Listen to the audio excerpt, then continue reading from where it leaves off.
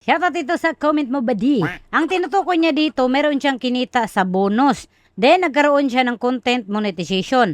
Yun bang kinita niya sa bonus, makukuha niya ba yun? Or madadagdag ba doon yung kinita niya sa content monetization? Based on my own experiences, nung nakaraan may kinita ako sa bonus, 24 point something. So, hindi siya umabot ng $25. March pa ito.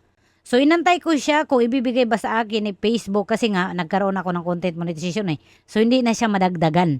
So, ang nangyari, hindi niya binigay. Isa pang sample, na-monetize ako sa content monetization, tapos may kinita pa ako nung March at April. Itong kinita ko March to April, inantay ko talaga siya na mag-paid. Hindi ko siya pinalitan ng PayPal kasi akala ko isasama doon sa content monetization ko na earnings. Pero hindi niya sinama. Kaya pinalitan ko ng PayPal, kaya nakuha ko yung kinita ko sa ads or reels at in-stream ads. Ito kasi bonuses ko, 24 something lang. Sayang nga eh. Kasi kunti na lang yung kulang para maabot ko yung $25.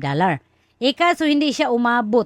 So hindi ko alam kung pareho kayo sa akin na hindi binigay din ni Facebook. Dapat si Facebook obligated na ibigay niya yung mga kinita natin previous, yung old tools, yung ads on reels, bonus at in-stream ads.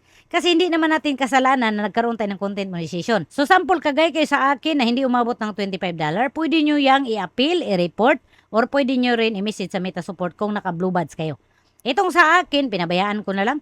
Kung ibigay niya, isali niya, di thank you. Kung ayaw niya, bahala siya. May tutorial ako ha. Paano mag-report, paano mag-appeal, paano mag-contact sa Meta Support. Kung naka-blue badge kayo, i-search niyo lang dyan. Thank you dito sa comment mo, Lodi, at shoutout sa'yo.